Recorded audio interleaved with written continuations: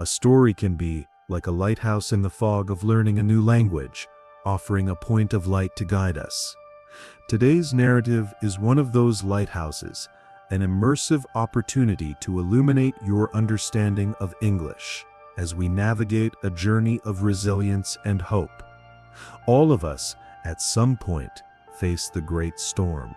The moment when the world we knew is wiped off the map, and all we are left with are the wreckage and the silence that comes after. In the total darkness that follows, when the sun of our great purpose seems to have gone out forever, where do we find the first small light that shows us the way forward? This is the story of Lena, a scientist who lost her life's work to the fury of a hurricane. The storm passed, but the destruction remained. Where Lena's marine biology laboratory in Cape Cod once stood, there was now only a pile of twisted wood and broken glass.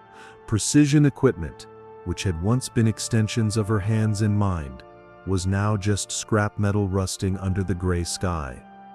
Years of meticulous research, irretrievable data, a lifetime's work. All of it was gone with the wind. But the greatest loss was not that of the building, but that of her purpose. In the days that followed, Lena found herself adrift in an internal darkness. A woman of science, who had always navigated by logic and the certainty of data, now found herself lost in a fog of apathy and despair. The question that guided her life, how does the ocean work, had been replaced by a single, overwhelming, unanswered question: what now? Amidst that landscape of loss, one structure remained intact, defiant. The Nauset Lighthouse, with its white and red stripes, stood against the horizon. It had withstood the same fury that had taken everything from Lena. It was a silent character, a stoic witness that had seen countless storms, a stubborn symbol of resilience against the darkness that now consumed her. Lena's walks along the beach became her only ritual, and the lighthouse her only point of reference. One day, instead of just observing it from a distance, a force compelled her to approach its base. That's when she met Captain Ellis, its keeper, an elderly man with a face carved by the sea wind and pale blue eyes that looked toward the horizon but did not see it. There was a strange freedom in talking to someone who couldn't see the devastation on her face. And so, in the safety of that shared darkness, the words came out. Lena poured her heart out, not as a scientist, but as a shipwreck survivor.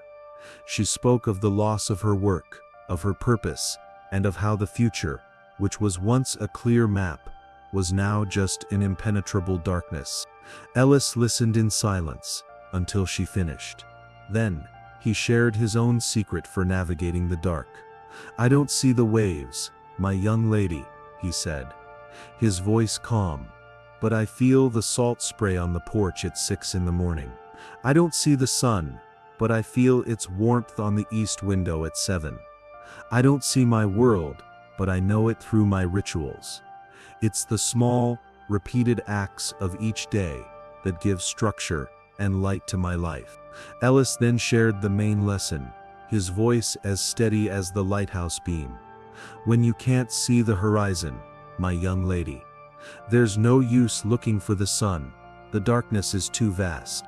You need small lights to guide your feet, here and now.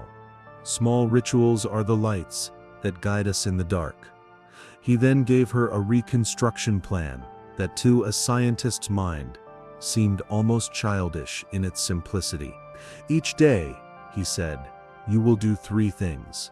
First, find and catalog one single shell from the beach. Second, write one single sentence about the sea in a notebook. Third, help me clean a small part of the great lighthouse lens." To Lena, accustomed to large projects, managing budgets, and teams, the suggestion was ridiculous. How could cataloging a shell rebuild her life's work? But the truth was, she had no energy for grand feats. The idea of planning a new lab was paralyzing, and so, with no faith, but also with no other options, she agreed.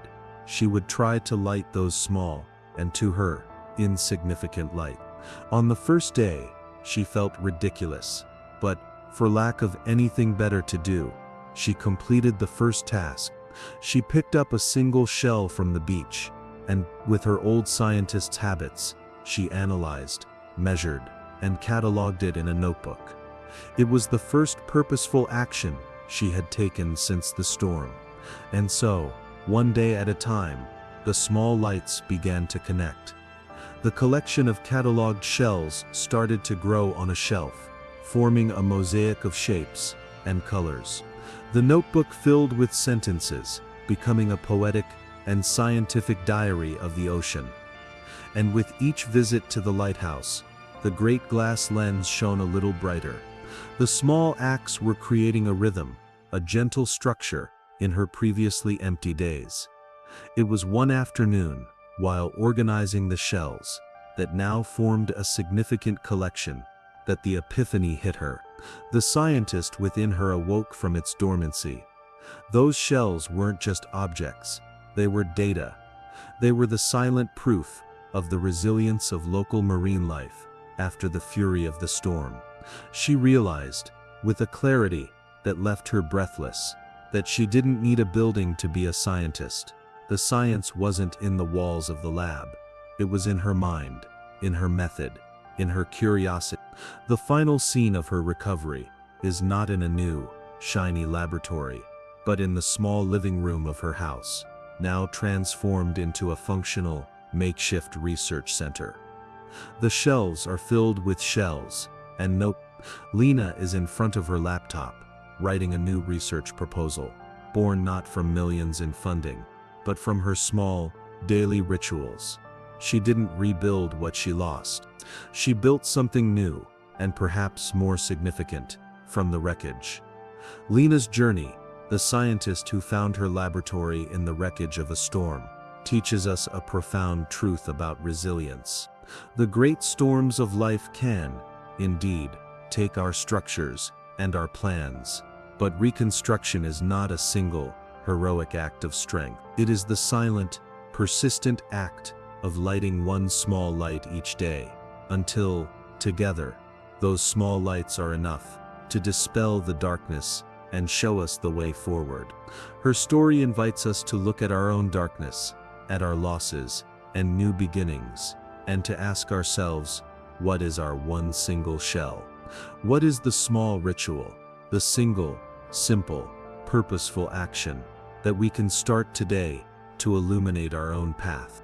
If this parable about finding light in the darkness and the power of small rituals resonated with you, leave a comment below, like and share this video, so this message of hope can reach others who are navigating their own storm. And don't forget to subscribe for more stories that guide us through life's challenges. Until next time, be resilient and light a light.